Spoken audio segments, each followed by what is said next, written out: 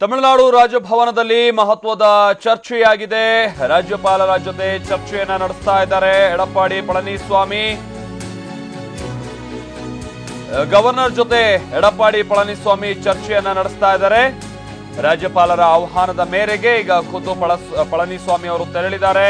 ಅವರ ಜೊತೆಗೆ 10 ಶಾಸಕರು ಕೂಡ ತೆರಳಿದ್ದಾರೆ ಅಂತ ಹೇಳಿ ತಿಳಿದು ಬಂದಿದೆ. ಅಲ್ಲಿ ರಾಜ್ಯಪಾಲರ ಜೊತೆಗೆ ಚರ್ಚೆ ಆಗ್ತಾ ಇದೆ.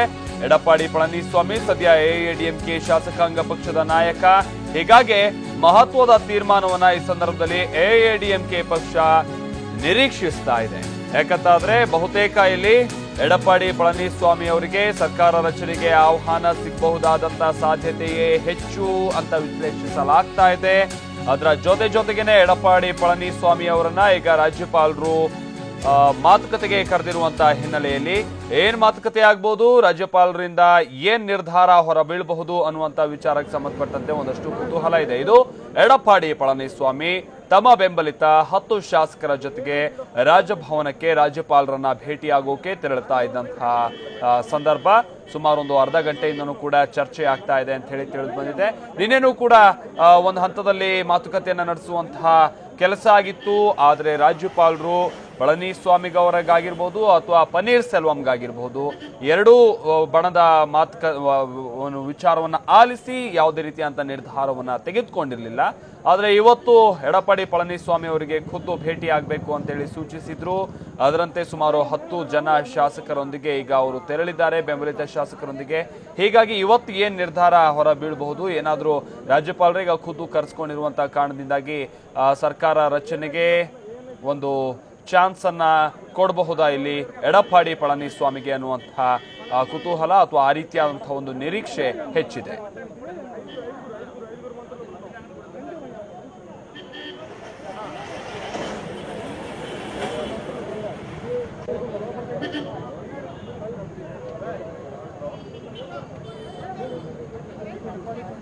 ಹಾಗೆ ಈಗ ಎಡಪ್ಪಾಡಿ ಪಳನಿಸ್ವಾಮಿ ನಿನ್ನೆ ರಾಜ್ಯಪಾಲರನ್ನ ಭೇಟಿಯಾಗುವಂತಹ ಸಂದರ್ಭದಲ್ಲೂ ಕೂಡ ನನಗೆ 125 ಶಾಸಕರ ಬೆಂಬಲ ಇದೆ ಅನ್ನುವಂತಹ ಮಾತನ್ನ ಆಡಿದ್ರು. ಅದಕ್ಕೆ ಸಂಬಂಧಪಟ್ಟಂತೆ ಒಂದಷ್ಟು ಸಹಿ ಹಾಕಿದ ಆ ಪತ್ರವನ್ನು ಕೂಡ ರಾಜ್ಯಪಾಲರಿಗೆ ಕೊಟ್ಟಿದ್ರು ಅಂತ ಹೇಳಿ ತಿಳಿದು ಬಂದಿದೆ. ಮತ್ತೊಂದು ಕಡೆ ಪನ್ನೀರ್ ಸೆಲ್ವಂ ಅವರು ಕೂಡ ನನಗೂ ಶಾಸಕರ ಬೆಂಬಲ ಇದೆ, ಅಕಸ್ಮಾತ್ ಏನಾದ್ರು ಫ್ಲೋರ್ ಟೆಸ್ಟ್ಗೆ ಮುಂದಾಗೋದೇ ಆದ್ರೆ ನನ್ನ ಬೆಂಬಲವನ್ನ ನಾನು ಸಾಬೀತುಪಡಿಸ್ತೀನಿ ಅನ್ನುವಂಥದ್ದನ್ನ ಪನ್ನೀರ್ ಸೆಲ್ವಂ ಜೊತೆಗೆ ಅವರ ಜೊತೆಗೆ ಬಂದಿದ್ದಂತ ಶಾಸಕರು ಅಥವಾ ಮುಖಂಡರು ಕೂಡ ರಾಜ್ಯಪಾಲರ ಹತ್ರ ಹೇಳಿದ್ರು. ಹೀಗಾಗಿ ರಾಜ್ಯಪಾಲರು ನಿನ್ನೆ ಯಾವುದೇ ರೀತಿಯಾಗಿಯೂ ಕೂಡ ರಿಯಾಕ್ಟ್ ಮಾಡಿರಲಿಲ್ಲ ಎರಡೂ ಬಣದ ನಾಯಕರಿಗೆ. ಆದ್ರೆ ಇವತ್ತು ಮತ್ತೆ ಕರೆಸ್ಕೊಂಡು ಅದರಲ್ಲೂ ಕೇವಲ ಇವತ್ತು ಎಡಪ್ಪಾಡಿ ಪಳನಿಸ್ವಾಮಿ ಅವರಿಗೆ ಮಾತ್ರ ಬುಲಾವ್ ಕೊಟ್ಟಿರುವಂತಹ ವಿಚಾರ. ಹಾಗೆ ಅಕಸ್ಮಾತ್ ಎಡಪ್ಪಾಡಿ ಪಳನಿಸ್ವಾಮಿ ಅವರಿಗೆ ಏನಾದರೂ ಇವತ್ತು ಸರ್ಕಾರ ರಚನೆಗೆ ಅವಕಾಶವನ್ನ ಮಾಡಿಕೊಟ್ಟಿದ್ದೆ ಆದಲ್ಲಿ ಇಲ್ಲಿ ಸಂಪೂರ್ಣವಾಗಿ ಶಶಿಕಲಾ ಅವರ ಬಣದ ಕೈ ಮೇಲಾಗಲಿದೆ. ಹಾಗೆ ಮತ್ತೊಂದು ಅಪ್ಡೇಟ್ ಇದೀಗ ಲಭ್ಯ ಆಗ್ತಾ ಇದೆ. ತಮಿಳುನಾಡು ರಾಜಕೀಯ ಹೈಡ್ರಾಮಕ್ಕೆ ಒಂದು ಹಂತದಲ್ಲಿ ತೆರೆ ಬಿದ್ದಂತಾಗಿದೆ. ಯಾಕಂತ ಅಂದ್ರೆ ಮುಂದಿನ ಸಿಎಂ ಆಗುವಂತವರು ಎಡಪ್ಪಾಡಿ ಪಳನಿಸ್ವಾಮಿ ಅನ್ನುವಂತ ಮಾಹಿತಿ ಲಭ್ಯ ಆಗ್ತಾ ಇದೆ. ಸರ್ಕಾರ ರಚನೆಗೆ ಎಡಪ್ಪಾಡಿ ಪಳನಿಸ್ವಾಮಿಗೆ ಇಲ್ಲಿ ಆಹ್ವಾನವನ್ನ ನೀಡಲಾಗಿದೆ ಅನ್ನುವಂತ ಮಾಹಿತಿ ಲಭ್ಯ ಆಗ್ತಾ ಇದೆ. ಈ ಮುಖಾಂತರವಾಗಿ ಈಗ ಖುದ್ದು ರಾಜ್ಯಪಾಲರು ಈ ಸಂಪೂರ್ಣವಾದಂತಹ ರಾಜಕೀಯ ಹೈಡ್ರಾಮಕ್ಕೆ ತೆರೆ ಎಳೆಯೋದಕ್ಕೆ ಮುಂದಾಗಿದ್ದಾರೆ. ಅದು ಎಡಪ್ಪಾಡಿ ಪಳನಿಸ್ವಾಮಿ ಅವರನ್ನ ಸರ್ಕಾರ ರಚನೆಗೆ ಆಹ್ವಾನಿಸುವ ಮುಖಾಂತರವಾಗಿ ಅಂತ ಹೇಳಿ ತಿಳಿದು ಬಂದಿದೆ. ಹಾಗೆ ತಮ್ಮ ಶಾಸಕರ ಬೆಂಬಲವನ್ನು ಕೂಡ ಅವರು ರಾಜ್ಯಪಾಲರಿಗೆ ಮನವರಿಕೆ ಮಾಡಿಕೊಡುವಂತ ಪ್ರಯತ್ನದಲ್ಲಿ ಈ ಸಂದರ್ಭದಲ್ಲಿ ಯಶಸ್ವಿಯಾಗಿದ್ದಾರೆ ಅಂತಾನೂ ಕೂಡ ಹೇಳ್ಬೋದು. ಯಾಕಂತ ಅಂದ್ರೆ ಕಳೆದ 3 ದಿನಗಳಿಂದನೂ ಕೂಡ ರಾಜ್ಯಪಾಲರ ಭೇಟಿಗೆ ಸಾಕಷ್ಟು ತೊಂದರೆ ಆಗ್ತಾ ಇತ್ತು. ಅಂದ್ರೆ ಅನುಮತಿ ಸಿಗ್ತಾ ಇರಲಿಲ್ಲ. ಭೇಟಿ ಆದಂತಹ ಸಂದರ್ಭದಲ್ಲೂ ಕೂಡ ಸರಿಯಾದಂತ ರೀತಿಯ ಪ್ರತಿಕ್ರಿಯೆ ರಾಜ್ಯಪಾಲರ ಕಡೆಯಿಂದ ಬಂದಿರಲಿಲ್ಲ. ಆದ್ರೆ ಇವತ್ತು ಎಡಪ್ಪಾಡಿ ಪಳನಿಸ್ವಾಮಿ ಅವರನ್ನ ಮುಂದಿನ ಸಿಎಂ ಆಗೋದಕ್ಕೆ ಸಮ್ಮತಿಯನ್ನ ಸೂಚಿಸಿದ್ದಾರೆ ಅಥವಾ ಸರ್ಕಾರ ರಚನೆಗೆ ಅವಕಾಶವನ್ನ ಮಾಡಿಕೊಟ್ಟಿದ್ದಾರೆ ರಾಜ್ಯಪಾಲರು ಅಂತ ಹೇಳಿ ತಿಳಿದು ಬಂದಿದೆ. ಹಾಗೆ ಎಲ್ಲ ಅಂದ್ಕೊಂಡಂತೆ ಆದ್ರೆ ಇವತ್ತು ಸಂಜೆ 4:30ಕ್ಕೆ ಅವರು ಪ್ರಮಾಣ ವಚನವನ್ನ ಕೂಡ ಮುಖ್ಯಮಂತ್ರಿಯಾಗಿ ತಮಿಳುನಾಡಿನ ಮುಖ್ಯಮಂತ್ರಿಯಾಗಿ ಸ್ವೀಕರಿಸ್ತಾರೆ ಅಂತಲೂ ಕೂಡ ತಿಳಿದು ಬರ್ತಾ ಇರುವಂತ ಮಾಹಿತಿ. ಇವತ್ತು ಸಂಜೆ 4:30ಕ್ಕೆ ಅವರು ಪ್ರಮಾಣ ವಚನ ಸ್ವೀಕರಿಸುವಂತ ಸಾಧ್ಯತೆಯೂ ಕೂಡ ಇದೆ ಅಂತ ಹೇಳಿ ತಿಳಿದು ಬರ್ತಾ ಇದೆ. ಈ ಮುಖಾಂತರವಾಗಿ ತಮಿಳುನಾಡಿನ ರಾಜಕೀಯ ಹೈಡ್ರಾಮಕ್ಕೆ ಒಂದು ಅಂತ್ಯ ಹಾಡುವಂತ ಪ್ರಯತ್ನವನ್ನ ರಾಜ್ಯಪಾಲರು ಮಾಡಿದ್ದಾರೆ. ಈ ಮುಖಾಂತರವಾಗಿ ಶಶಿಕಲಾ ಬಣ ಇಲ್ಲಿ ಸಂಪೂರ್ಣವಾಗಿ ಕೈ ಮೇಲಾಗಿದೆ ಅನ್ನುವಂಥದ್ದನ್ನ ಕೂಡ ಈ ಸಂದರ್ಭದಲ್ಲಿ ಇಲ್ಲಿ ವಿಶ್ಲೇಷಿಸಬಹುದಾಗಿದೆ. ಹಾಗೆ ತಮಗಿರುವಂತಹ ಶಾಸಕರ ಬೆಂಬಲವನ್ನ ರಾಜ್ಯಪಾಲರಿಗೆ ಮನವರಿಕೆ ಮಾಡಿಕೊಡುವಂತಹ ನಿಟ್ಟಿನಲ್ಲಿ ಇಲ್ಲಿ ಎಡಪ್ಪಾಡಿ ಪಳನಿಸ್ವಾಮಿ ಅವರು ಯಶಸ್ವಿಯಾಗಿದ್ದಾರೆ ಅಂತ ಹೇಳ್ಬೋದು. ಈ ಬಗ್ಗೆ ಮತ್ತಷ್ಟು ಮಾಹಿತಿ ಕೊಡ್ತಾರೆ ತಮಿಳುನಾಡು ರಾಜಭವನದ ಆವರಣದಿಂದ ನಮ್ಮ ಪ್ರತಿನಿಧಿ ಆನಂದ್ ಬುರ್ಲಿ ನಮ್ಮ ಜೊತೆಗೆ ನೇರ ಸಂಪರ್ಕದಲ್ಲಿದ್ದಾರೆ. ಆನಂದ್, ಈಗ ಈ ವಿಚಾರಕ್ಕೆ ಸಂಬಂಧಪಟ್ಟಂತೆ ಏನ್ ಅಪ್ಡೇಟ್ಸ್ ಲಭ್ಯ ಆಗ್ತಾ ಇದೆ ಸದ್ಯದ ರಾಜ್ಯಪಾಲರ ನಿರ್ಧಾರವಾಗಿ? ಆನಂದ್, ಮಾಲ್ತೇಶ್, ಸದ್ಯಕ್ಕೆ ಸಿಕ್ಕಿರುವಂತಹ ಮಾಹಿತಿಯ ಪ್ರಕಾರ ಎಡಪ್ಪಾಡಿ ಪಳನಿಸ್ವಾಮಿ ಅವರಿಗೆ ಸರ್ಕಾರ ರಚನೆ ಮಾಡೋದಕ್ಕೆ ರಾಜ್ಯಪಾಲರು ಅವಕಾಶವನ್ನ ಕೊಟ್ಟಿದ್ದಾರೆ ಅನ್ನುವಂತ ಮಾಹಿತಿ ಲಭ್ಯವಾಗ್ತಾ ಇದೆ. ಅವರಿಗೆ ಆಹ್ವಾನ ಕೊಟ್ಟಿದ್ದಾರೆ, ನೀವು ಸರ್ಕಾರ ರಚನೆ ಮಾಡಿ ಅನ್ನುವಂಥದ್ದು. ಈ ಹಿನ್ನೆಲೆಯಲ್ಲಿ ಇವತ್ತು ಸಂಜೆ 4:30 ಗಂಟೆಗೆ ಎಡಪ್ಪಾಡಿ ಪಳನಿಸ್ವಾಮಿ ತಮಿಳುನಾಡಿನ ಮುಖ್ಯಮಂತ್ರಿಯಾಗಿ ಪ್ರಮಾಣ ವಚನ ಕೂಡ ಸ್ವೀಕರಿಸ್ತಾರೆ ಅನ್ನುವಂತ ಮಾಹಿತಿ ಕೂಡ ಸಿಗ್ತಾ ಇದೆ. ಅಷ್ಟೇ ಅಲ್ಲದೆ ಒಂದು ವೇಳೆ ಆದ್ರೂ ಸಮಯ ಆಚೀಚೆ ಆದ್ರೂ ಕೂಡ ಇವತ್ತು ಸಂಜೆ 4:30 ಇಲ್ಲ ನಾಳೆ ಬೆಳಗ್ಗೆ 9:30ಕ್ಕೆ ಪ್ರಮಾಣ ವಚನ ಸ್ವೀಕರಿಸೋದಕ್ಕೂ ಕೂಡ ಸಮಯ ನಿಗದಿ ಮಾಡಲಾಗಿದೆ ಅನ್ನುವಂತ ಮಾಹಿತಿಗಳು ಇದೀಗ ರಾಜಭವನದಿಂದ ಹೊರಬೀಳ್ತಾ ಇವೆ. ಆದ್ರೆ ಫ್ಲೋರ್ ಟೆಸ್ಟ್ಗೆ ಅಂದ್ರೆ ಎಷ್ಟು ಶಾಸಕರ ಬೆಂಬಲ ಇದೆ ಅನ್ನುವಂಥದ್ದನ್ನ ಒಂದು ಬಹುಮತ ಸಾಬೀತುಪಡಿಸೋದಕ್ಕೆ ಕಾಲಾವಕಾಶವನ್ನ ಎಷ್ಟು ದಿನ ನೀಡಲಾಗಿದೆ ಅನ್ನುವಂತ ಮಾಹಿತಿ ಕೂಡ ಈಗಷ್ಟೇ ಬರಬೇಕಾಗತ್ತೆ. ಏನು ಇದು 3ನೇ ಬಾರಿ ಎಡಪ್ಪಾಡಿ ಪಳನಿಸ್ವಾಮಿ ರಾಜ್ಯಪಾಲರನ್ನ ಭೇಟಿ ಆಗ್ತಾ ಇರುವಂತದ್ದು. ಶಶಿಕಲಾ ನಟರಾಜನ್ಗೆ ಜೈಲು ಶಿಕ್ಷೆಯಾದ ನಂತರದಲ್ಲಿ 124 ಶಾಸಕರ ಬೆಂಬಲ ಇರುವಂತಹ ಪತ್ರವನ್ನ ರಾಜ್ಯಪಾಲರಿಗೆ ರವಾನೆಯನ್ನ ಮಾಡಿದ್ರು. ಅಷ್ಟೇ ಅಲ್ಲದೆ ನಿನ್ನೆ ರಾತ್ರಿ ದಿಢೀರ್ನೆ ರಾಜ್ಯಪಾಲರಿಂದ ಬುಲಾವ್ ಬಂದಂತ ಹಿನ್ನೆಲೆಯಲ್ಲಿ ರಾಜ್ಯಪಾಲರನ್ನ ಭೇಟಿಯಾಗಿ ಮತ್ತೆ 124 ಶಾಸಕರ ಬೆಂಬಲವಿರುವಂತಹ ಪತ್ರವನ್ನು ಕೂಡ ಕೊಟ್ಟಿದ್ರು. ಇವತ್ತು 11:30ಕ್ಕೆ ಬುಲಾವ್ ಕೂಡ ಬಂದಿತ್ತು ರಾಜ್ಯಪಾಲರಿಂದ, ಬಂದು ಭೇಟಿಯಾಗಿ ಅನ್ನುವಂಥದ್ದು. ಈ ಕಾರಣಕ್ಕಾಗಿ 5 ಜನ ನಾಯಕರೊಂದಿಗೆ ರಾಜಭವನಕ್ಕೆ ಬಂದಂತ ಎಡಪ್ಪಾಡಿ ಪಳನಿಸ್ವಾಮಿ ರಾಜ್ಯಪಾಲರ ಜೊತೆ ಮಾತುಕತೆಯನ್ನು ನಡೆಸಿದ್ದಾರೆ. ಈ ಸಂದರ್ಭದಲ್ಲಿ ತಮಿಳುನಾಡಿನಲ್ಲಿ ಸರ್ಕಾರ ರಚನೆಗೆ ಎಡಪ್ಪಾಡಿ ಪಳನಿಸ್ವಾಮಿ ಅವರಿಗೆ ಆಹ್ವಾನವನ್ನ ರಾಜ್ಯಪಾಲರು ನೀಡಿದ್ದಾರೆ ಎನ್ನುವಂತ ಮಾಹಿತಿ ಕೂಡ ಸದ್ಯ ಲಭ್ಯವಾಗ್ತಾ ಇದೆ. ಹೀಗಾಗಿ ಕಳೆದ 10 ದಿನಗಳಿಂದ ನಡೀತಾ ಇದ್ದಂತಹ ತಮಿಳುನಾಡು ರಾಜಕೀಯದ ಹೈಡ್ರಾಮಾಕ್ಕೆ ತಾರ್ಕಿಕ ಅಂತ್ಯ ಸಿಗುವಂತ ನಿಟ್ಟಿನಲ್ಲಿ ಬೆಳವಣಿಗೆಗಳು ನಡೀತಾ ಇವೆ. ಒಂದೊಮ್ಮೆ ಪ್ರಮಾಣ ವಚನ ಸ್ವೀಕರಿಸಿದ ನಂತರದಲ್ಲಿ ಬಹುಮತ ಸಾಬೀತಿಗೆ ಎಷ್ಟು ದಿನಗಳ ಕಾಲಾವಕಾಶ ನೀಡ್ತಾರೆ ಅನ್ನುವಂಥದ್ದು ಕೂಡ ಇದೀಗ ಸಾಕಷ್ಟು ಕುತೂಹಲ ಕೆರಳಿಸಿದೆ. ಒಂದಂತೂ ಸ್ಪಷ್ಟವಾಗ್ತಾ ಇದೆ, ಶಶಿಕಲಾ ನಟರಾಜನ್ ಬಣದ ಕೈ ಮೇಲಾಗ್ತಾ ಇದೆ. ತಾವು ಕುಳಿತುಕೊಳ್ಳುವಂತ ಸಿಎಂ ಕುರ್ಚಿಯಲ್ಲಿ ತಮ್ಮ ಬಂಟ ಎಡಪ್ಪಾಡಿ ಪಳನಿಸ್ವಾಮಿ ಅವರನ್ನ ಕೂರಿಸೋದ್ರಲ್ಲಿ ಶಶಿಕಲಾ ನಟರಾಜನ್ ಯಶಸ್ವಿಯಾಗಿದ್ದಾರೆ ಅಂತಾನೆ ಹೇಳ್ಬೋದು ಮಾಲ್ತೇಶ್. ಓಕೆ ಆನಂದ್, ಅಂದ್ರೆ ಈಗ ನಿನ್ನೆ ತನಕನೂ ಕೂಡ ಇಲ್ಲಿ ಪಳನಿಸ್ವಾಮಿ ಅವರು ನನಗೆ ಶಾಸಕರ ಬೆಂಬಲ ಇದೆ ಅನ್ನುವಂಥದ್ದನ್ನ ಹೇಳ್ತಾ ಇದ್ರು. ಮತ್ತೊಂದ್ ಕಡೆ ಪನ್ನೀರ್ ಸೆಲ್ವಂ ಅವರು ಕೂಡ ಇಲ್ಲ, ನನಗೂ ಕೂಡ ಫ್ಲೋರ್ ಟೆಸ್ಟ್ಗೆ ಏನಾದ್ರು ಅವಕಾಶ ಕೊಟ್ರೆ ನಮಗೂ ಕೂಡ ಬೆಂಬಲವನ್ನ ನಾವು ತೋರಿಸ್ತೀವಿ ಅನ್ನುವಂತಹ ಮಾತನ್ನ ಹೇಳ್ತಾ ಇದ್ರು. ಈಗ ರಾಜ್ಯಪಾಲರು ಪಳನಿಸ್ವಾಮಿ ಅವರಿಗೆ ಅಂತಿಮವಾಗಿ ಮಣೆ ಹಾಕೋದಕ್ಕೆ ಏನ್ ಕಾರಣ ಆಯ್ತು ಅಂತ ಹೇಳಿ, ಅಂದ್ರೆ ಇಬ್ರು ಕೂಡ ಫ್ಲೋರ್ ಟೆಸ್ಟ್ಗೆ ಸಿದ್ಧ ಇದ್ದಂತ ಸಂದರ್ಭದಲ್ಲಿ ನಿನ್ನೆ ಆ ಸಂಜೆಯ ನಂತರದಲ್ಲಿ ನಡೆದಂತ ಡೆವಲಪ್ಮೆಂಟ್ಸ್ ಏನೇನು ಅಂತ ಹೇಳಿ ಇವ್ರಕ್ಕೆ ಮಣೆ ಹಾಕುವಂತ ನಿಟ್ಟಿನಲ್ಲಿ ಏನ್ ವಿಚಾರಗಳು ಕಾರಣ ಆಗಿದೆ ಅಂತ ಹೇಳಿ ಆನಂದ್?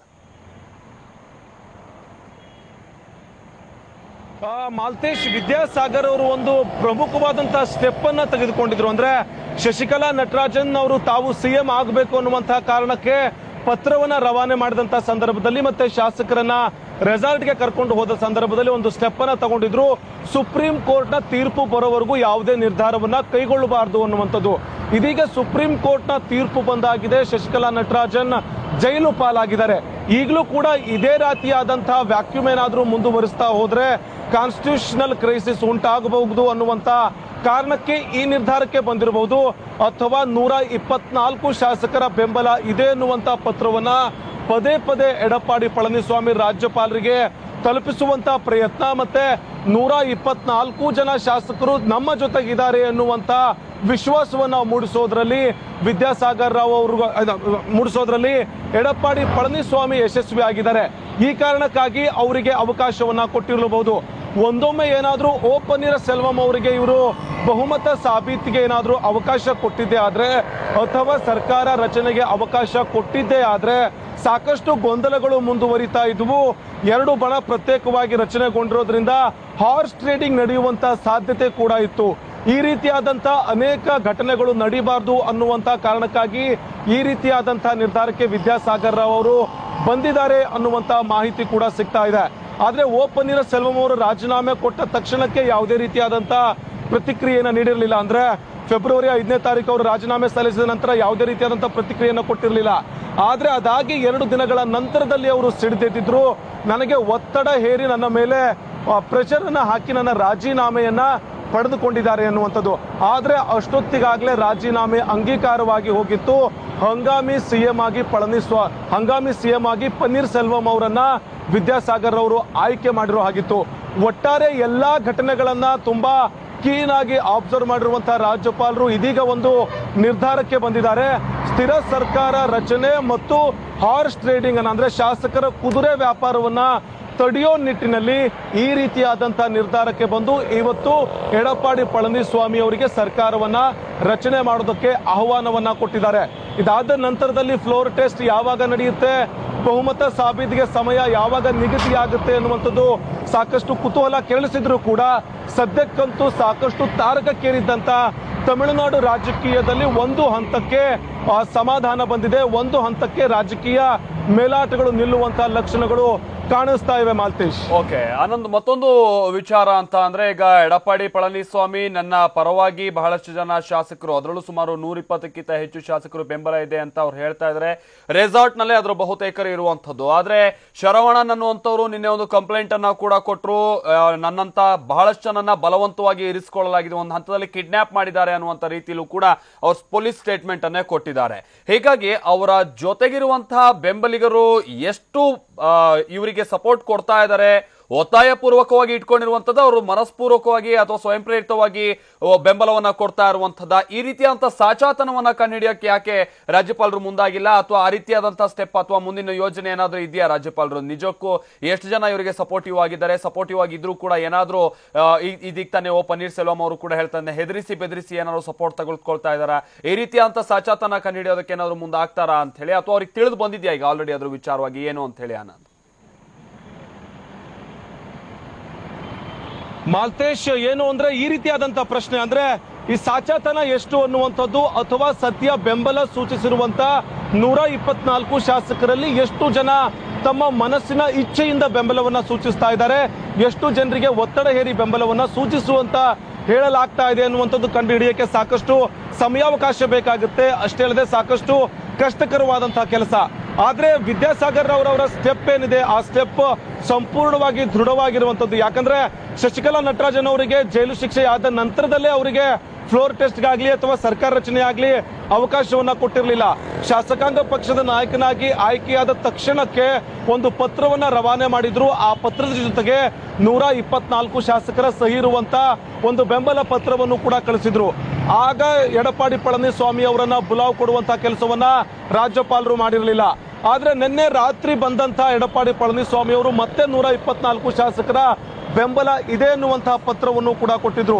ಪದೇ ಪದೇ 124 ಶಾಸಕರ ಬೆಂಬಲ ಇದೆ ಎನ್ನುವಂಥದ್ದನ್ನ ಕಾನ್ಫಿಡೆಂಟ್ ಆಗಿ ಪಳನಿಸ್ವಾಮಿ ಅವರು ಹೇಳ್ತಾ ಇರೋದು, ಮತ್ತೆ ಅದಕ್ಕೆ ಸಬೂಬಿನ ರೀತಿಯಲ್ಲಿ 124 ಶಾಸಕರು ಸಹಿ ಮಾಡಿರುವಂತಹ ಪತ್ರವನ್ನ ರಾಜ್ಯಪಾಲರಿಗೆ ನೀಡ್ತಾ ಇರೋದ್ರಿಂದ ಎಲ್ಲೋ ಒಂದು ಕಡೆ ರಾಜ್ಯಪಾಲರು ಕನ್ವಿನ್ಸ್ ಆಗಿದ್ದಾರೆ. ಈಗಲೂ ಕೂಡ ಹಂಗಾಮಿ ಸಿಎಂ ಅನ್ನ ಇಟ್ಕೊಂಡು ತಮಿಳುನಾಡಿನಲ್ಲಿ ಸರ್ಕಾರ ನಡೆಸುವಂತದ್ದು ತರವಲ್ಲ ಅನ್ನುವಂತಹ ನಿರ್ಧಾರಕ್ಕೆ ಬಂದು ಇದೀಗ ಎಡಪ್ಪಾಡಿ ಪಳನಿಸ್ವಾಮಿಗೆ ಸರ್ಕಾರ ರಚನೆಗೆ ಆಹ್ವಾನವನ್ನ ಕೂಡ ಕೊಟ್ಟಿದ್ದಾರೆ. ಮತ್ತೆ ಫ್ಲೋರ್ ಟೆಸ್ಟ್ಗೆ 15 ದಿನಗಳ ಕಾಲಾವಕಾಶವನ್ನು ಕೂಡ ನೀಡಿದ್ದಾರೆ ಅನ್ನುವಂತ ಮಾಹಿತಿ ಸದ್ಯಕ್ಕೆ ಲಭ್ಯವಾಗ್ತಾ ಇದೆ. ಮಾಲ್ತೇಶ್, ಫ್ಲೋರ್ ಟೆಸ್ಟ್ ಅಂದ್ರೆ ಬಹುಮತ ಸಾಬೀತಿಗೆ 15 ದಿನಗಳ ಕಾಲಾವಕಾಶ ಕೊಟ್ಟಿದ್ದಾರೆ. ಇದೀಗ ತಮಿಳುನಾಡಿನ ಸರ್ಕಾರದ ಮುಖ್ಯಮಂತ್ರಿಯಾಗಿ ಎಡಪ್ಪಾಡಿ ಪಳನಿಸ್ವಾಮಿ ಪ್ರಮಾಣ ವಚನ ಸ್ವೀಕರಿಸೋದಕ್ಕೂ ಕೂಡ ಸಾಧ್ಯತೆ ಇದೆ. ಈಗಾಗಲೇ ರಾಜಭವನದಿಂದ ಹೊರ ಹೋಗಿದ್ದಾರೆ ಎಡಪ್ಪಾಡಿ ಪಳನಿಸ್ವಾಮಿ ಅವರು ಅನ್ನೋದು ಕೂಡ ಸದ್ಯ ಲಭ್ಯವಾಗ್ತಾ ಇರುವಂತಹ ಮಾಹಿತಿ. ರಾಜಭವನಕ್ಕೇನು 5 ಜನಗಳ ಟೀಮ್ನ ಜೊತೆಗೆ ಬಂದಿದ್ರು, ಅವರು ಕೂಡ ಇದೀಗ ರಾಜಭವನದಿಂದ ತೆರಳುತ್ತಾ ಇದ್ದಾರೆ. ಕಳೆದ 10 ದಿನಗಳಿಂದ ರಾಜಕೀಯ ಮೇಲಾಟಕ್ಕೆ ಕಾರಣವಾಗಿದ್ದಂತಹ ತಮಿಳುನಾಡು ರಾಜಕಾರಣ ಇದೀಗ ತಾರ್ಕಿಕ ಅಂತ್ಯಕ್ಕೆ ಬಂದು ತಲುಪಿದೆ. ಶಶಿಕಲಾ ನಟರಾಜನ್ ಅವರ ಬಲಗೈ ಬಂಟ ಎಡಪ್ಪಾಡಿ ಪಳನಿಸ್ವಾಮಿ ಸಿಎಂ ಆಗಿ ಪ್ರಮಾಣ ವಚನ ಸ್ವೀಕರಿಸ್ತಾರೆ. ಸರ್ಕಾರ ರಚನೆ ಆಗುತ್ತೆ. ಅದಾದ ನಂತರದಲ್ಲಿ 15 ದಿನಗಳ ಕಾಲಾವಕಾಶ ಕೊಟ್ಟಿರೋ ಕಾರಣಕ್ಕಾಗಿ 15 ದಿನಗಳ ನಂತರ ಬಹುಮತ ಕೂಡ ಸಾಬೀತುಪಡಿಸೋದಕ್ಕೆ ಸಾಧ್ಯವಾಗುತ್ತೆ. ಮಾಲ್ತೇಶ್, ಓಕೆ.